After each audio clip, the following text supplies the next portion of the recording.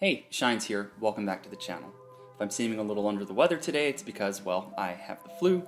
Today I thought I'd talk about something that's pretty simple and easy to do. I'm going to break down 3 steps on how to create generative ambient music. Let's start by breaking down the terminology here. The word generative to me means self-creating, generating itself. It's creating its own little world, and seemingly it has a mind of its own. You're just there to sort of help things along. And with the word ambience, I generally think of things like ambient room tone, and I think that's really where it comes from. It really just refers to a sound texture. It doesn't really have any melodies you can pick out. There's no bass line or beats or anything like that. I also think of ambience as something that's very distinct, like a mood or a texture. So when you're thinking about creating your generative ambient pieces, try and narrow your piece down to just one texture or one mood.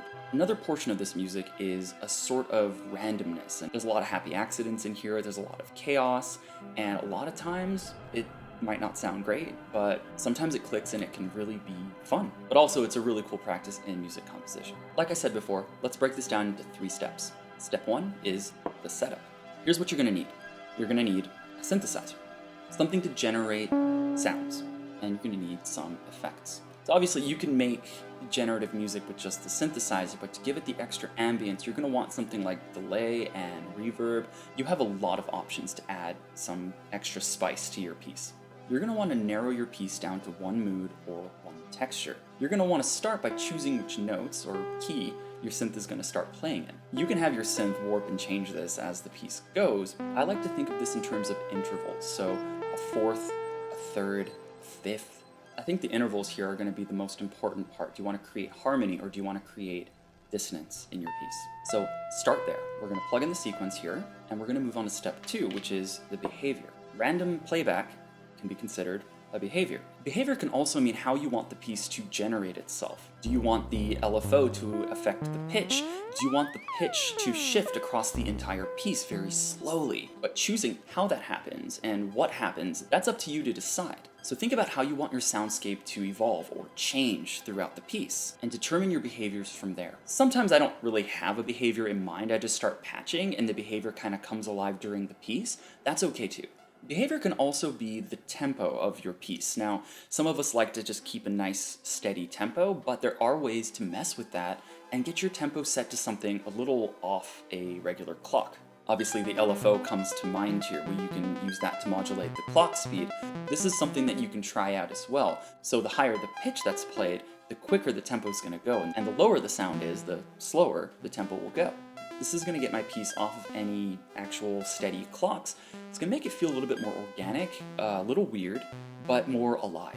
You can also use the reset and the hold patch points to generate other behaviors during your piece as well. So this actually leads us into part 3, which is the performance. This is when you're actually actively doing things to your synthesizer to move the piece along, whether that be changing the cutoff frequency, changing the resonance, or of course messing around with the patch bay. This is where I'm going to try out a bunch of things, and especially if I'm in front of people, do a lot of experimentation. And for those of you who have seen me live, that's really the process you're seeing. You're seeing me start a randomized sequence and then just mess with the patching afterwards. You're helping your piece generate itself. It's going to generate the notes for you, and it's up to you to build the world that those notes live in. And this is where the effects come in. And I think for ambient music, reverb is probably the most important effect. If you really want to take it to the next level, you should add something like modulation and even some delay. Modulation, such as from the Joyo Vision pedal, is going to add a little bit more movement to your piece. For delay, I like to use my Line 6 DL4 pedal to first of all make the sound pop in stereo, but to give it that 3D surround sound, you're inside the mothership kind of feeling that I just love achieving. And at the very end, you have your reverb. And that's just sort of the additional pinch of salt at the end of your cooking.